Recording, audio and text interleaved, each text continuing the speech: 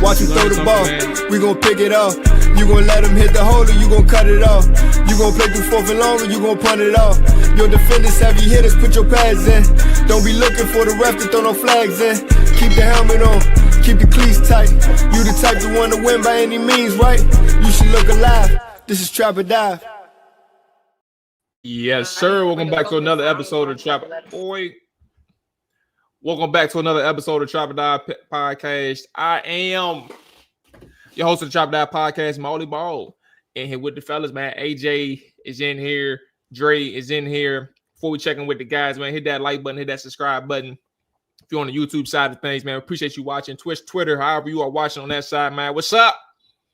Appreciate y'all checking in. Audio side, man, hit the button. Rate and review if you can as well. It takes 10 seconds to do so, and it's free to show you support that way. Fellas, man, what's going on with you, Dre? What's up, player? Hey, welcome back, man. Let me rephrase that. At least we get the. I don't even know how to phrase it because you've been back. You've been working. Welcome the money. That's what happened. Yeah, let's get the money, baby. Give me my money, bro. Yeah. The paychecks hit their account today, bro. Like both of the missing ones. I was like, yes, both of the missing ones hit their account today. I remember some of them. Okay, what is it? Hey, AJ, you're not. I don't think you in this. You got a whole bunch of background stuff going on right now. Yeah, there's a bunch going on. But you are cool. You can sit around it. There's no problem. You sitting around in the background, bro. Just with your camera on mute. I mean your audio on mute, bro. Oh yeah. I'm just giving y'all the quick little Madrid vibes. Yeah, for sure. And I'll turn. That look like Northern Virginia vibes. He doing the same thing. Man, doing hookah in Madrid, bro. That's AJ. That's AJ model right there, bro. That's his thing. Okay. Yeah, nah, for sure. Give us the money. Shout out to you. I ain't get mine yet, so they said they working on the plan. So I don't know what it looked like, but they're gonna try to expedite it. Maybe by the weekend, but for sure, better be before next weekend. You need to expedite that joint. Hell yeah. All right, everybody in the chat. Amani, AJ has arrived safely. I hope I ain't gonna do that to him. You know, he told his story already on social media. If you follow his Twitter, you know he been going through a little thing, but looks like he's up and well. What's up, Benz? All right, let's get into the show, bro. Game 11. 1 week prior. A week before the bye week. Washington's bye week. Miami Commanders, Madrid, 9:30 a.m. How are we feeling? Just like your general state mindset with the team going to this game. I'll start so I can kind of paint a picture. I actually, for what it's worth, I think that this game is actually is probably gonna be pretty exciting. I think that this is one of those where I think Washington ain't gonna be able to stop nobody. But I also think that we're going up against a defense. While I did say today's Thursday, so while I did say on the Tuesday show, you're going up a team who's had moments where they strapped.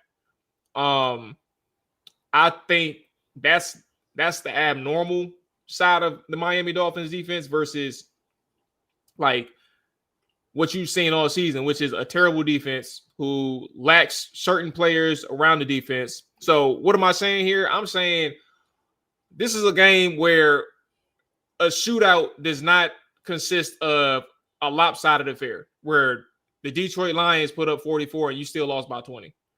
I'm sitting here saying that I can easily see this game being one of the more exciting. I'm exciting games of week 11, not exciting games of the year, but exciting games of week 11. I don't know exactly if that means Washington wins, but I also think from an angle standpoint, Dre, I say this because you know about gambling. From an angle standpoint, Washington still has a good shot to win the game. And I think there's going to be some areas to get that done. You're going to need some help. And by help, I mean Tua turn the ball over, right? But that's kind of my vibe for this game heading into it on Sunday. Yeah, I mean, this is the first game in, you can probably say, weeks that you're not going up against an elite offense. It's an offense that can still, put up points, can still beat you. And you're going against a defense that you should be able to move the ball against. I mean, I thought the offense looked pretty well against Detroit last week for what it was. Marcus Mariota starting, still missing some wide receivers. I mean, if you can get that kind of effort out of them this week against Miami, you should have a chance. Now, this is going to be interesting from a coaching standpoint, especially from Dan Quinn's side. This is his quote-unquote first game taking over as defensive coordinator. Now, I know you're missing players. You're down cornerbacks, you're down edge rushers. Deron Payne's going to be out of this game. But this is a game where I want to see if they can generate any sort of stops in this game. Now, I'm not looking for them to go out there and shut these guys down because that's just not this defense. Not going to happen. But against Detroit, it's kind of expected what they kind of did to you. It's embarrassing, but it's expected because that offense is elite. Seattle, same situation, elite offense. But I don't consider the Miami Dolphins elite. So I expect you to at least accidentally get a stop in this game, or at least accidentally look like you can stop them in this game, at least a couple of times here and there. So, and if you can't do that, then you got to start questioning, can this coaching staff get anything out of these guys? Whether, whatever you want to say about the talent, the personnel, whatever, you got to start questioning, can they get anything out of these guys? Now, I know when people were saying, Joe Witt, Dan Quinn, they need talent, they need this, that, and the third, they got to show me that they can do something with what they have. You know what I mean? Like, even if they have better players, let's say you get some better players in here. What if they show me up to this point that makes me trust that they're going to do better with better players in here, at least here in Washington? So that's why I want to start seeing something, that you're going to get something out of these guys. Like, these guys are playing for you. I understand, like I said, the talent's not there. I understand you're missing guys, injuries, but I want to see if these guys that you have right now can run through a wall for you. And Dan Quinn has been a coach that people said that's what these guys do. We haven't seen that this season. So this is as good a time as any. If you're going to get something out of that unit that you have, I think the Dolphins game is a perfect opportunity. Now, I'm not expecting to go out there and dominate these guys or anything, but this should at least not be the blowout that we've seen the last 4 weeks. And if it is, hey, just everybody better get on board. So that's all. Hey, so outside of our thoughts on the game, Ben said just don't get embarrassed, not expecting too much. I respect that. Actually, let me phrase it this way, because I was going to ask you about your feeling before the actual game. If they were to go out there against Miami and we got the same results as we've gotten the last 4 games, how would you feel about last year's season? I actually heard this on radio and I thought it was a good topic.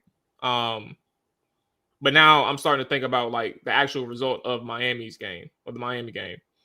Do you think that last year, I mean, context included, we know about the injuries and things like that, but do you think that last year was the fluke year, or is this year like just the anomaly, including all of the context surrounding the circumstances they can't control? To be honest with you, I don't think a blowout result to Miami would affect my thoughts on last year. Then as far as division, as far as, whether you can name one the fluke or one the anomaly. Yeah, I think you need a third year to determine it at this point, because at this point we know we've had. Well, that's why we playing the game. Yeah, you know what I'm saying. You're not wrong, but that's why we playing the game. Right. You had one great year, and this year's a shit show. I mean, all around. I mean, even without the injury, you still didn't look good when you were, kind of semi-fully healthy.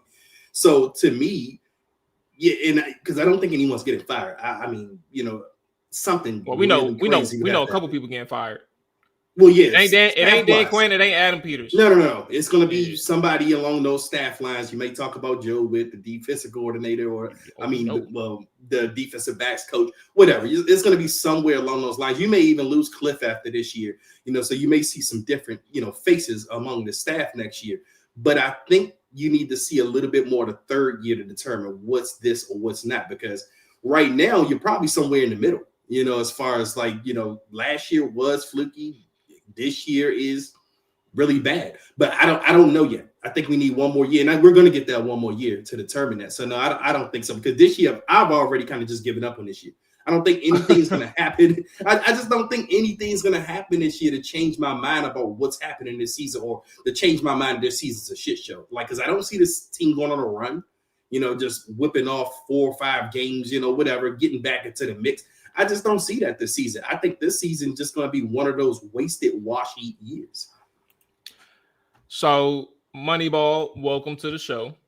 Thank you for always showing your support. Funny enough, Moneyball, the one time that this is credible, I did get this topic idea from Kevin Sheehan's show. He said too much listening to you-know-who, for those that's listening on the podcast. And I bet he listened too, as right. He had to. Listen, he knows the topics. But the one time that is applicable, I did get it from you-know-who. And I think Amani raised an excellent point. And I think one of the things that is important, I don't know where I said it. I'm actually looking it up now, but I'm going to pause on that so I can be focused on what you said. They didn't look good in the preseason at all. And that's what Amani said. And I agree to, obviously that, we know they didn't look good in the preseason. But I think what people didn't understand then, and why people copped to, accepting what they saw and not being fazed by it, because Washington was not playing their starters. They rarely played their twos. But if you saw the fundamental issues of these offensive and defensive units, there was no way you came out of those 3 games and said, damn, I like what I'm seeing in these areas. So to you, Amani, I'm glad that you said that, because that was my concern then, was they didn't have starters in. They wasn't playing some of their twos, but at the same time, there's no way that you can look at these guys and sit here and say, bruh, just because they not playing don't mean you got to get ran through. You got to get dogged by every opponent you play. Preseason aside, your antennas better be up. I'm about to say, what was funny about that was we kind of swept it under the rug in preseason when Jaden and them came in for that one series. Remember, they played that one series. He looked good that one series. Didn't throw a pass. And they look good. We're like, oh, you know what? Hey, we all right. The starters look good. We're good. No need to play him for the rest of the. No need to play him at all. And that was it. so the approach for sure. So I think when you look at that angle, it's definitely an area of focus for. It should be an area of focus for DQ, and obviously even the GM. Not that he'll be down there on the day-to-day in the locker room, telling people what they should and shouldn't do, but just the mindset of certain players. How do you recruit, or free agency? How do you recruit? But then also when you scout from a draft standpoint, what type of player do I need in this locker room? So yeah, bro, I do think those are important points, Amani. I don't think that like ultimately doom or gloomed the season, but like you kind of understand like where you had opportunities to strengthen your team and it didn't work out. When I look at this Dolphins game, Dre, like, well, how do you feel about Cliff's comments before I even Cliff has said, I think it was today. I'm about to double check.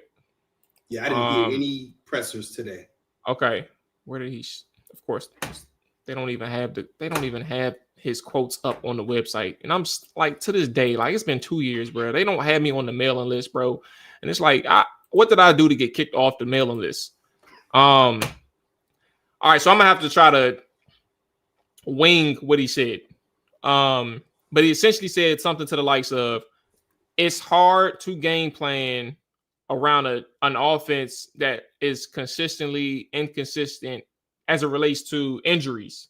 Like, you don't know who's in and out of the lineup.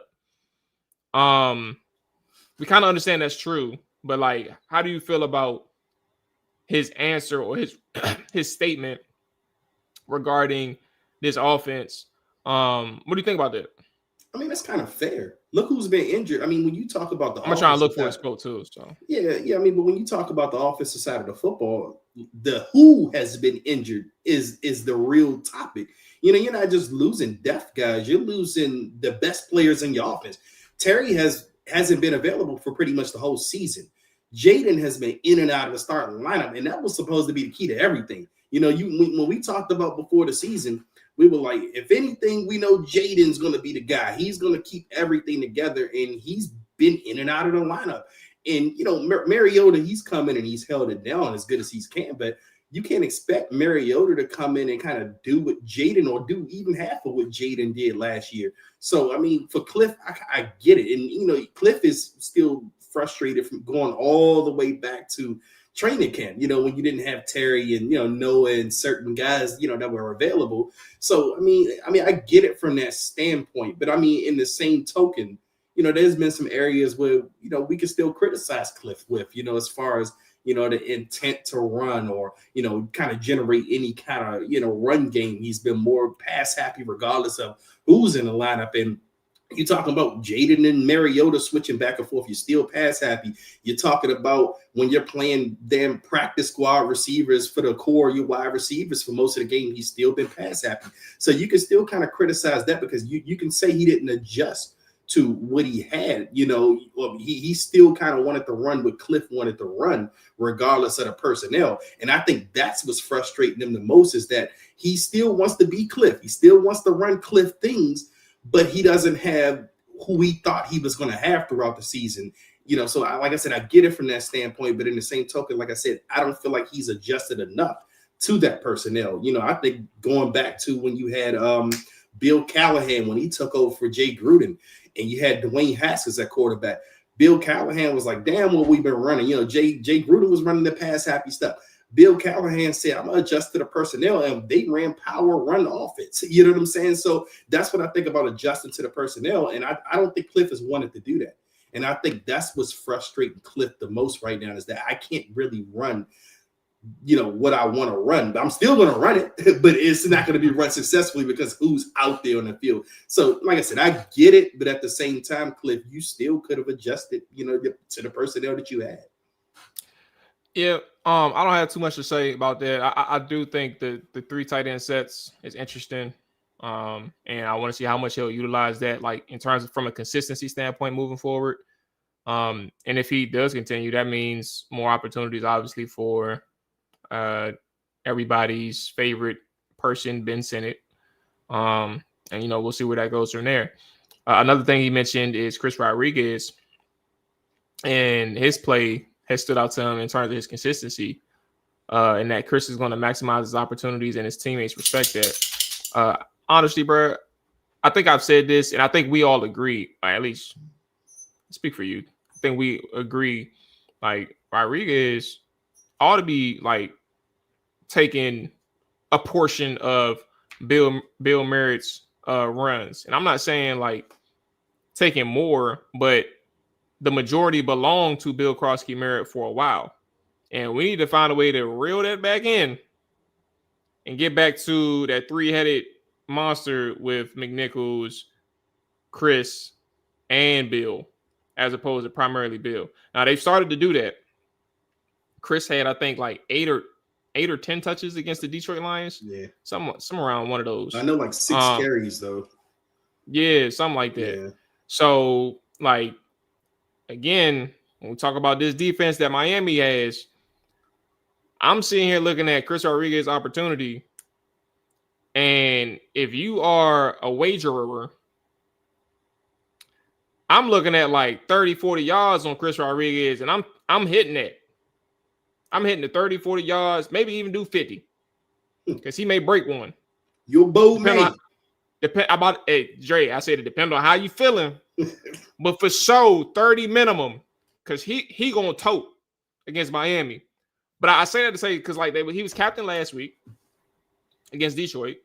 And then this week, again, speaking on Chris Rodriguez, I just think that there's opportunity there, not just from a wagering standpoint, but just generally for the team where they can like lean into Chris Rodriguez, a person that they've been trying to put on the back burner for the last month. Like it's time to realize, like, all right, Bill he's the excitement, he's the juice, he's the spark. But Chris Rodriguez has done nothing but take advantage of every opportunity he's got given to him year in and year out, not just this year. So I do like the opportunity that Chris Rodriguez has in this offense moving towards the rest of the season. And what's funny enough, I got to check and see what's his contract looking like. But if he has an interesting second half of the season, we're talking about somebody who is going to have an opportunity somewhere in the league to, especially if you don't want to deal with this no more, to compete for that number 2 spot, that solid number 2 spot, or the starting running back role elsewhere. So that's kind of where I'm at with Chris Rodriguez heading to this Miami game. But that's a thing with Chris Rodriguez. I think we've been waiting for it kind of all season because we thought we were going to do the running back by committee thing pretty much all year. Then they decided they wanted to see what Ja'Cory or Bill could do with more carries or, more utilization in the run game. But for whatever reason, the run game just hasn't been good since probably the Chargers game. That was probably the last game the rushing game actually looked good. And we haven't seen, like, even with Chris. And one thing I appreciate about Chris Rodriguez, and this is not even just this year, but whenever his number's called, he's ready. Like he's he doesn't get, the carries or he doesn't get the starts or whatever the case. He's always behind guys for whatever reason, but they always keep him around the roster. And then when he goes out there, he gets his number called, he's always ready. So, I mean, yeah, he may have a big second half of the season. And as you said, and not just him, other guys too, they're going to be playing for jobs elsewhere. And if you want to do that, this is the time to put that out there on tape. It may not be here, but it could be elsewhere. And Chris Rodriguez is a guy, if he gets more opportunities, and if Cliff, not even just more opportunities, but I think Cliff has to have a willingness to want to stick with him throughout the game. Because I think last week, Amani mentioned he got hurt. I kind of checked out of the game. I didn't even see who got hurt during the game. But, I mean.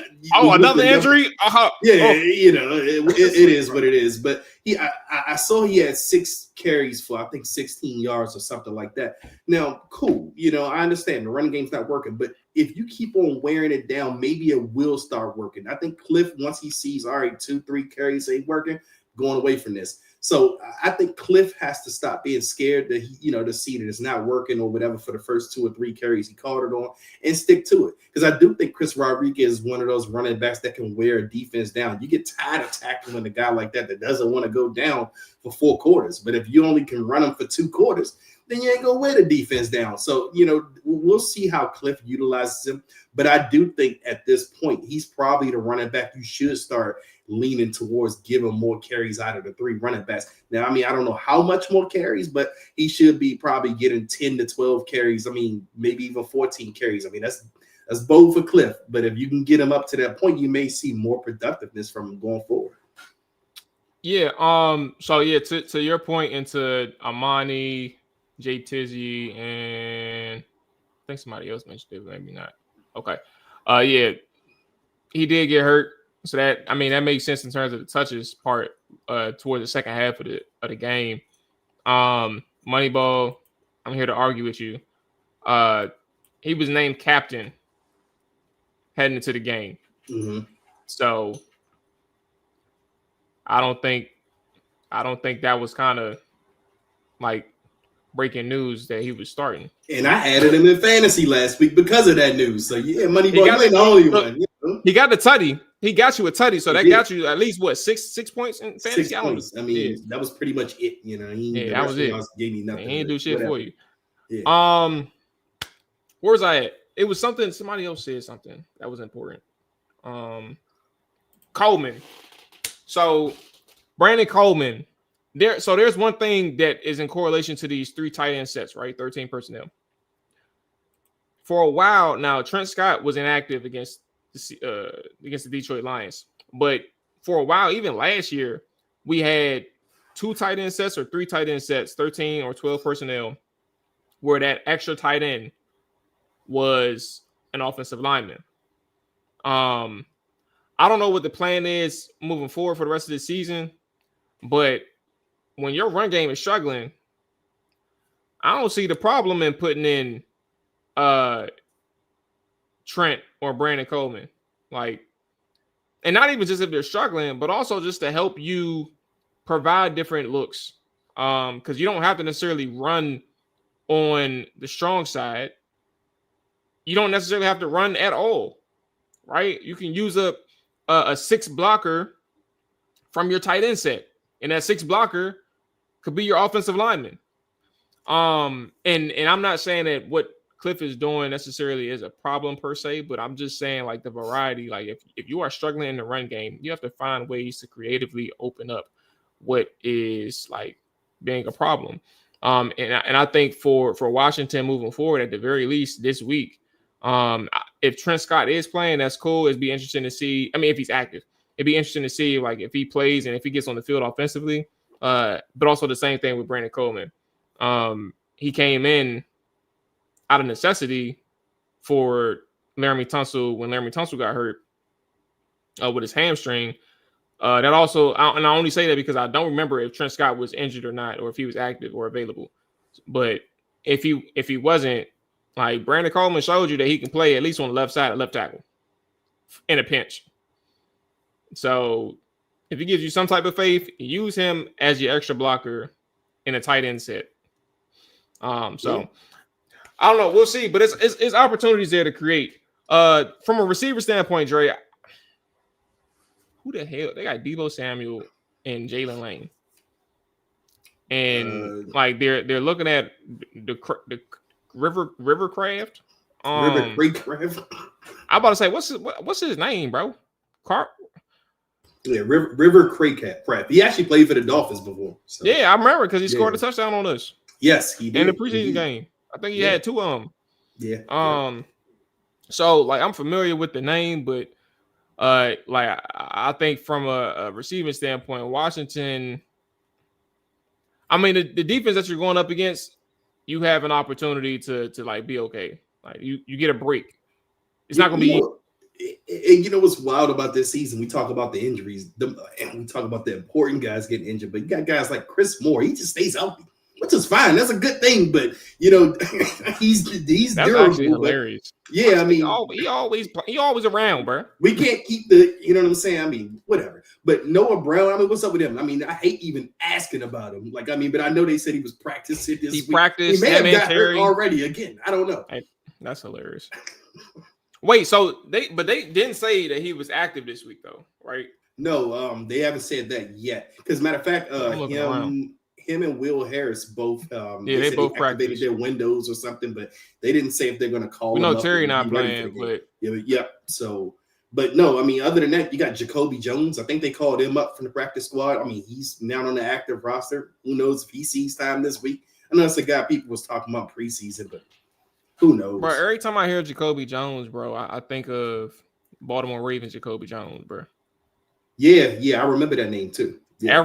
Every single time I hear Jacoby Jones, I think of bro from RIP. Like that was he died?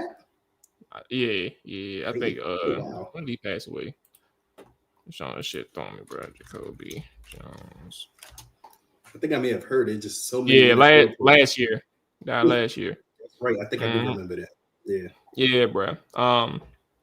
So you got Robbie Chosen, Jacoby Jones from the practice squad. They signed them. They're on the active roster. So I don't know what to expect from them. I'm not going to dwell on that. You just hope that you give them something to. You give Marcus something to like. Look, I'm gonna target you all game, and He's got we don't need no. That's it. Yeah, we don't need to spread no targets. Find Marcus, find a guy, and just trust him the entire game. That's all I got for the receivers. Defensively, did we talk about did the video come out for Deron Payne while we were doing the podcast, or No. was that after? Because it came out on Wednesday, right? Yeah, I don't think it did. I think Deron posted that yesterday, I want to say. That's been kind of circulated. All I need at this point, Dre, because I already know how the league gonna act, and I'm not gonna sit here and be pissed over the missed opportunity. I am pissed that. Let me put it this way: if the referee doesn't get reprimanded, whether it's suspension, whether it's fined, whether it's you have no opportunities in the postseason because of what you allowed, I want any of those three. I don't care what it is. I want any of them. Like, of course, Amon-Ra was dead wrong, and he should get suspended. But it's Thursday. We ain't get no news yet, right? So at this point, I'm over that. Like, as much as I want something to happen to him, give him a fine. But I don't even think the league is going to be willing to acknowledge that part. I think they're going to let him go scot-free. But when it comes to the referee, it's not fair. I'm here with you. I'm 100%. It's not fair. But at least this referee, bro, I need somebody to pay. And it need to be this motherfucker who stood in the face of both them two and saw Amon-Ra swing and steal this nigga Deron Payne. Yeah. And you didn't do not a thing. That ref should be suspended. And then Amon-Ra got the nerve. The only thing that really pissed me off is Amon-Ra got the nerve because he knew in the moment. He knew in the moment that the video didn't come out and there was no evidence of him like punching Deron Payne. So what did he do? He said, I ain't really. When he's doing his post-game pressure, he's like, I just said something a little crazy, but I ain't say nothing wild. And he just stole me. But you knew two plays ago, you stole him. And you knew it should have been a flag because you said all of that in your podcast. You acknowledged it. So, like, that's the only thing I'm like, bro, at this point, if the ref don't get reprimanded, I'm pissed. In any capacity. He needs to be reprimanded the most because you the one to let that slide. And it resulted in Deron Payne, like, fed up, stole Amon-Ra, and was really trying to knock his head off. But I mean, I get Deron's frustration at that point, especially when the ref doesn't call anything. But Amon-Ra rubs me the wrong way. I'm sorry, man. Like I said, I'm with you on that whole him acting like the innocent kid. I didn't do anything. I just did this. And then he comes out on his little punk ass podcast talking about after the video circulated with Deron Payne showed that he hit him first. Oh, I just hit him a little bit like that. But you ain't say that at first. You know what I'm saying? Like I don't like that little. I didn't mean to hit him in his face. Yeah, but you did. Bro. You jabbed him. Nah, bro. Like I mean, and to me, I don't think it's fair at all that the league won't give him any kind of reprimand. You know, he should be fined. Same thing. Whatever Deron Payne got fined, he should be fined. I mean, if it's too late to suspend him, whatever, but he should still see some kind of punishment. That's on video. He threw a punch. I mean, they go back and look at videos all the time and see when players did something in the game and they fine them or whatever. Okay, now hip drop tackles are reviewed after the fact. Yeah. You got that video now that he still doesn't get any punishment while Deron Payne still got to go through his suspension. Nah, see, that don't sit right with me, man. Like, I mean, and I still see people still pissed with Deron, like, oh, he should have kept this cool. Nah, man. I mean, sure, maybe Deron should have kept this cool, but you go out there and get your ass hit in the face, and the ref sit there watching you don't do nothing. Deron probably thought the ref was gonna do the same thing. He probably said, "Damn, if we punching people in front of the refs, ain't nothing happening. I could do the same thing." You know what I'm saying? So that's on that ref for not kind of nipping that in the bud when he could have, and they supposed to do that shit. You know what I'm saying? That's what the refs are there for. The refs are there to not let things like that escalate. And guess what? Because that ref didn't call that flag or throw a flag in that situation, that shit stewed with Deron and it escalated. That's on the ref right there. So when it comes to this game, Dre, if anybody wanted to know if this was a slow defense or not, that's been the argument all season, you're going to find out playing Jalen Waddle and Devin Achane.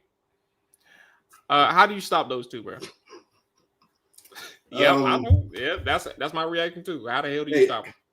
Go in a time machine. He ain't gonna do it He ain't gonna do it this year. You probably got to go to next year. Yeah, whenever you play him again. The next time y'all play him again, just give him an IOU note. Say, hey man, hey bro, what if we got the same roster, bro? Bobby Wagner, 41 years old. That's when you start talking about firing on the spot. If Bobby Wagner goes out there anytime, even after this year, Adam Peters should not be holding on to a job, or Dan Quinn, whoever allows that to happen, man. Hey, that offseason, they be like, Bobby, we need you, bro. Hey, Bobby, what you doing, bro? We need you, bro. Come back. They're gonna put him in a cryogenic freezer. They're gonna freeze Bobby's body. Hey, but nah, I mean, we haven't seen any evidence that we can stop anybody's star players all year. And I just don't know what you're gonna do in this game, especially when you talk about the cornerback position. I mean, you're down Marshawn, now you're down Trey Amos. You down to what? Mikey, Noah, Antonio, Hamilton, Jonathan Jones. I mean, good luck, or as some would say, God bless. Because what can you do about that? And then when you talk about the linebackers and the speed or lack thereof, I mean, how you gonna get to the sideline stopping A-Chain? And Mike McDaniel, damn well he knows that the limitations that this defense has. He's gonna try to exploit that. So I mean, I'm not expecting A-Chain to go Jahmyr Gibbs godlike mode or whatever, but I mean, I do expect him to get off and do his thing. Say, brother, man, he averaging like 120 yards from scrimmage, like the last 4-5 games, bro. We not going when we do our over unders. I'm going over whatever the over is. I'm taking over. So that's just a little preview. I can see him breaking one for like 60. But the question is, can they get pressure on Tua in this game? Well, before we get to that part, like, because I was gonna say, like, there's no force contain, no edge contain, none of that with this defensive front. Like, there is no edge that an offense cannot secure and beat Washington to. If you paid the Commanders, every player, you gave them incentives and said $10 million, secure the edge. $10 million. They can't do it. They can't do it. They got Sheldon Day out on the edge now, don't they? Bro, actually, which is crazy. I mean, yeah, you ain't got nobody else. You got Kinlaw, but I mean, still, Deron Payne went out, so that changed shit. So I don't know. Yeah. That's crazy. He actually serving a 2-game suspension at this point. If you think about it, he got suspended for this game, and then he missed the whole game. Most of the last game, yeah. He only played like a couple plays. All right. God damn it. Yeah, bro. So to that point, I don't know how they gonna stop the run. If I had to like actually give analysis, I think knowing that Washington is going up against Waddle and then some like their tight end behind who's the dude that got hurt that I like from he was in Baltimore and in the Raiders, Darren Waller. Oh, yeah. The tight ends behind Darren Waller, they're kind of uncovered gems in a sense to like they know about them, but we don't know about them like that. I think that's important to watch because Washington does generally struggle against tight ends, and one of them is an athlete. I don't remember the name of the dude, but one of them is an athlete. And when I mean athlete, I'm talking about like he's fast, but he's also like from a frame standpoint, he got the height, weight, speed, basically. And I think that's important, but it's if you can stop Tua, somebody said that in the chat too. I'm at Jay Tizzy said in the chat. If you and I don't want to even phrase it as if you can stop Tua. If you can get Tua to get you 2 turnovers, you have a chance. I'm not saying you're gonna win because of this team, but if you can get Tua to have 2 turnovers, you have a chance. And I think that's ultimately what it's going to boil down to on that side of the ball. Again, I started this show for those who had joined later. I think that this game is going to be an exciting game from the standpoint of like viewership. I think Washington is going to be able to stay in this game offensively. But defensively, I also think that this is one of those ones where like they're not going to get a stop unless they get some turnovers. They may get a punt or 2 or 3, but they need some turnovers. So, and I think that's going to come at the hands of Tua. And I think that's kind of like Tua takes these chances, bro. And I think it's funny because when I think about the chances that he takes, sometimes I actually think that these aren't chances or him being aggressive. Sometimes he actually just makes poor decisions. Yeah.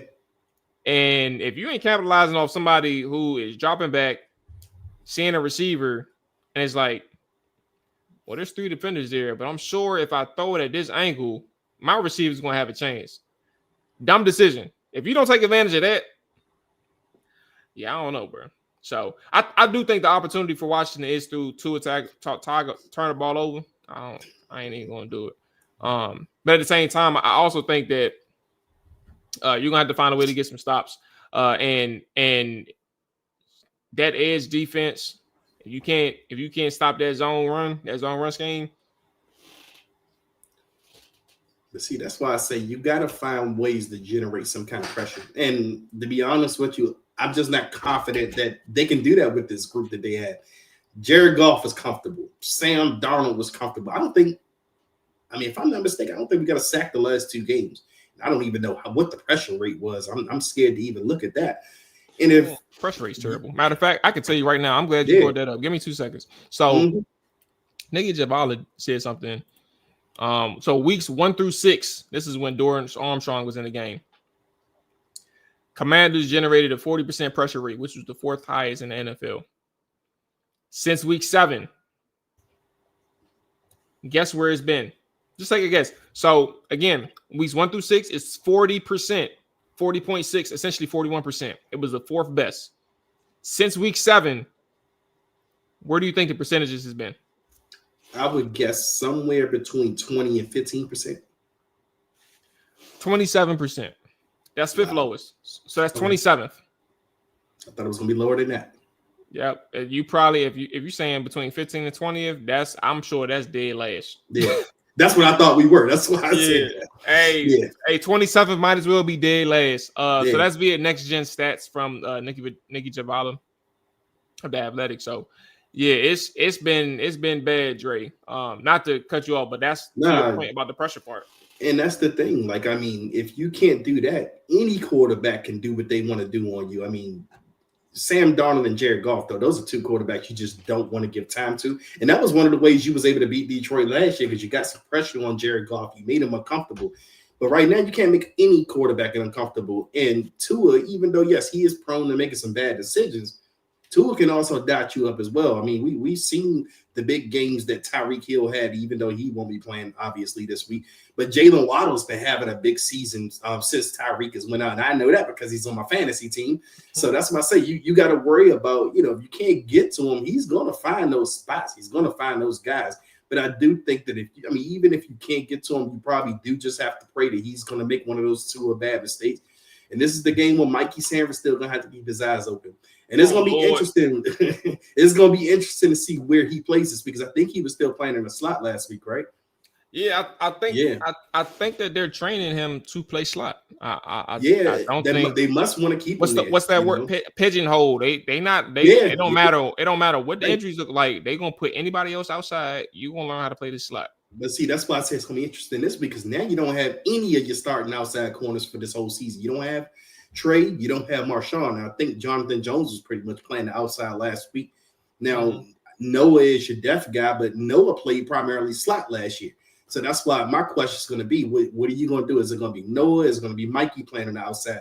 But whatever Mikey's doing, this is a game where you hope he keeps his eyes open and he's ready to make a play on the ball because I think as we said in the group chat, he's the only guy you got in the defense that can make plays on the ball. Like he's the only, guy that plays the ball pretty much on that defense. I don't know what to expect out of Quan Martin. My expectations for him are just super low at this point. So only one Martin that I trust, bro, and it's Jake Martin. Jacob Martin, yes. Jacob Martin is, he plays his ass off. He's not like, a top-end defensive end or anything, but he's a guy I want on my team. He's a guy that can stay around because, he's going to give that effort. Like, he's going to go out there and play his ass off. So, hopefully, maybe Jacob Martin can make a couple plays this week. Maybe they can channel some of that energy that they had that first half against the Chiefs. That's the only game I've seen the defense come out there since the Giants came earlier in the season. But that's the only game I've seen where they've shown some kind of damn effort, like they wanted to go out there and play with some urgency. So, and I thought that started with Jacob Martin because he had played his ass off in that Chiefs game. So hopefully you can get that version of him this week.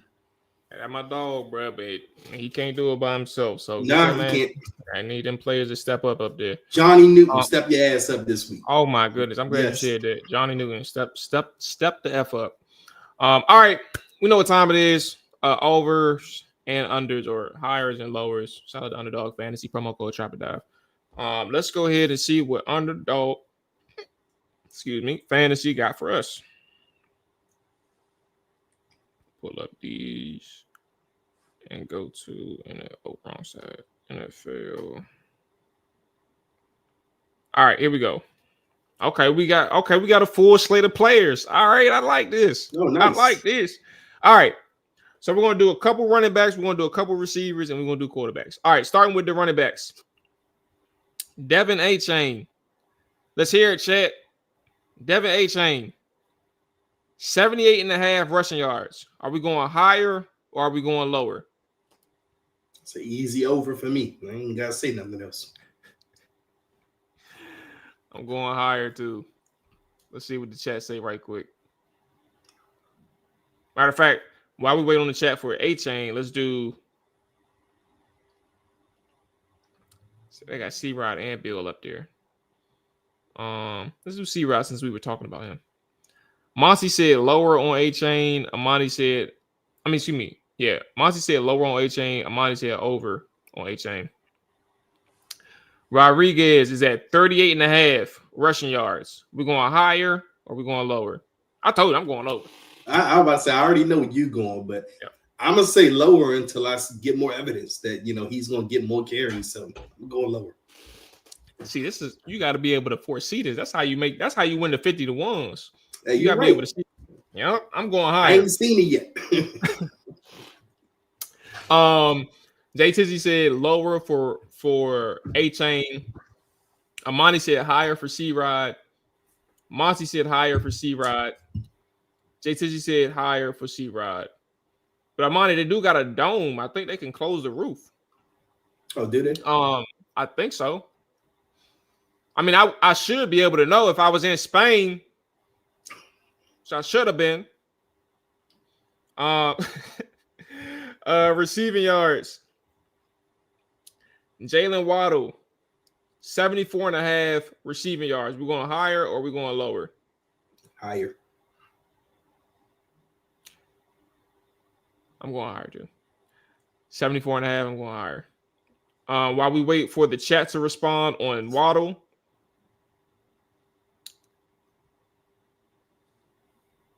I'll do Debo. We can do Debo.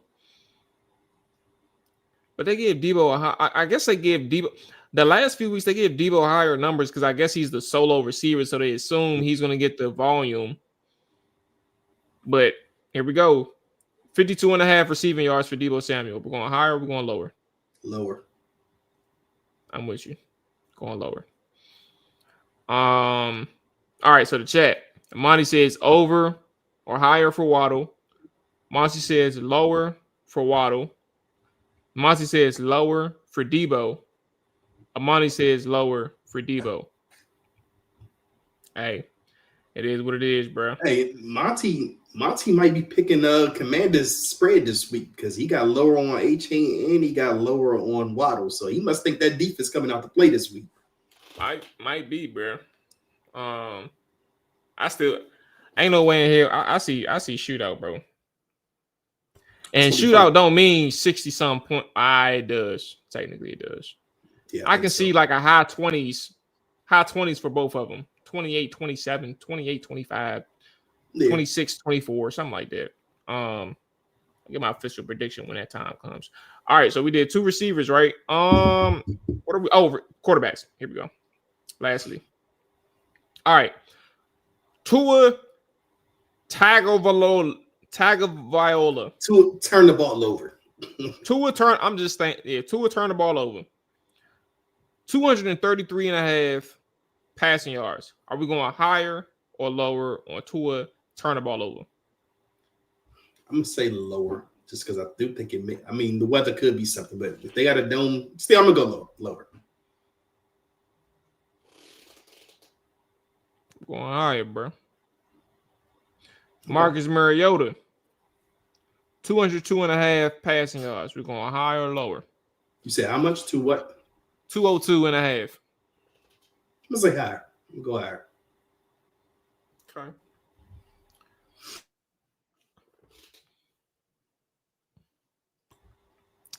I'm gonna go higher. I'm gonna go higher. Yeah. So I can see it's really toting day. That's why I paused. But I'm gonna go higher. Maybe like 205. You may get like 205. Okay. If it's a shootout, yeah, you should be able to clear that 202. Amani says lower for Tua. Monty says lower for Tua.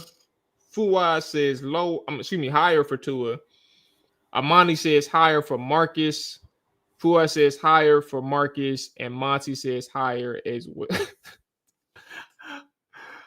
Fuwa said he gonna get it in garbage time. Hey, bro, if you got 100 passing yards prior to garbage time, bro, and get that 202.5 in garbage time, bro, you know what, man? I'm officially quitting on the rest of the season.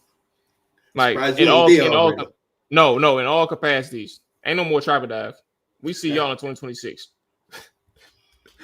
It's like, let me stop, bro. All right. Predictions. Let's get up out of here with our predictions. Chat, let's see our predictions.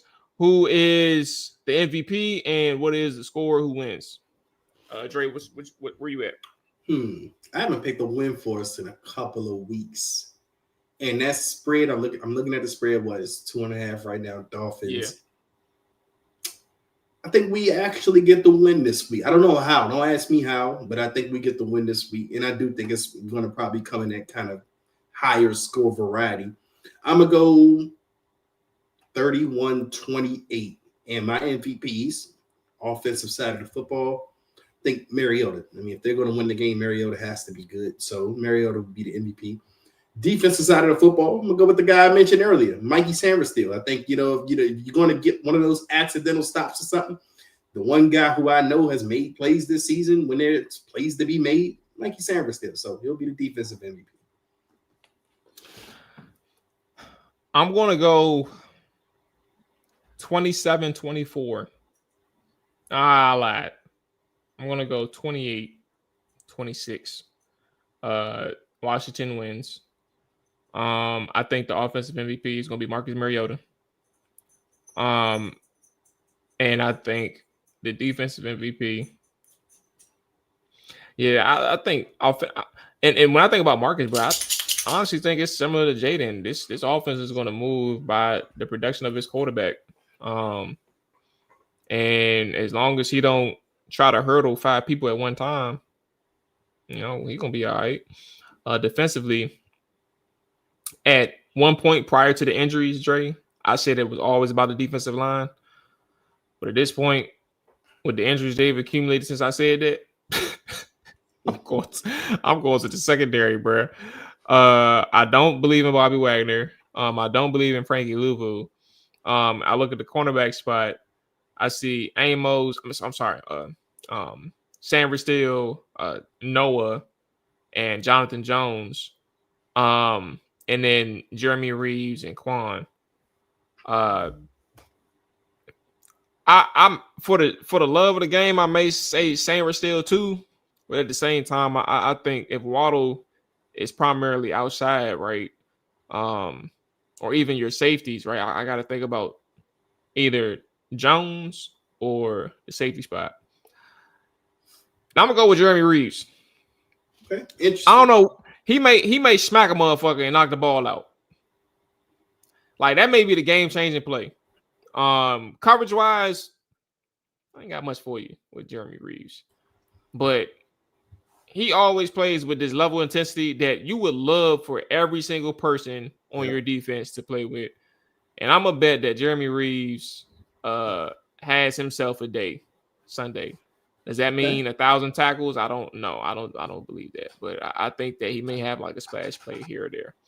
So I'm gonna go with Jeremy Reeves defensively. I'm gonna go with Marcus Mariota offensively. It's sad that we've gotten to this point, Dre, but it is what it is. It is what it is. Let's check in with the chat. Amani said 27-17 Miami. Fly says 1 L closer to a top 5 pick. Well, guess what? We got 6 more games after this, Fly. So good luck. Monty says we win. Last game we win this. All right, we win. Last game we win. This season MVP C-Rod. Oh, I see what you're saying. The MVP is C-Rod. Last game we win this season. So I guess 2 games. Okay. Before I said, tell AJ to say Hala Madrid to the.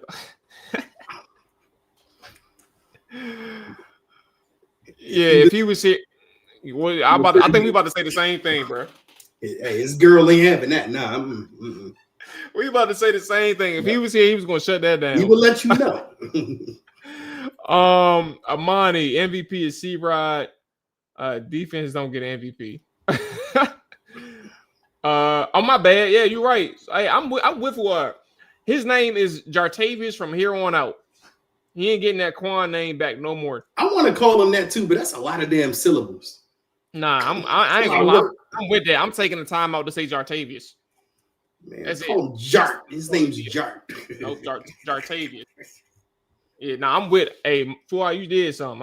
I'm Jartavius Martin from here on out. Now, you right about that. Quan too cool of a name. You ain't cool Quan too cool, bro. Hey. You don't get 4 letters no more. You get the full 7, 8, however many. Hey. All right. That's gonna wrap it up for us. Hey, so listen, we are here live post game. So the Trapper Dive post game is gonna be here. So you can catch us as soon as the 000s on the Miami and Washington game on Sunday. Until then, man, y'all take it easy. Enjoy the game tonight. Stay safe this weekend. And have fun, bro. Whatever y'all doing. Dre, man, I'm glad you got your paper. Let me hold a couple dollars, bro. I got you, brother. All right, we up out of here, man. Peace. Chop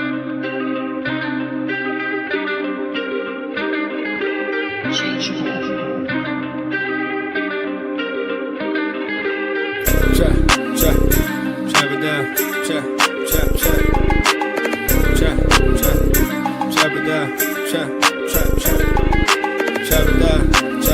Chop it down. You gon' chop it down. Chop it down. You gon' chop it down. Damn, set. Watch him throw the ball. We gon' pick it off. You gon' let him hit the hole or you gon' cut it off. You gon' play through 4th and long or you gon' punt it off. Your defenders, heavy hitters, put your pads in. Don't be looking for the ref to throw no flags in. Keep the helmet on, keep the cleats tight. You the type to want to win by any means, right? You should look alive. This is Trapper Dive.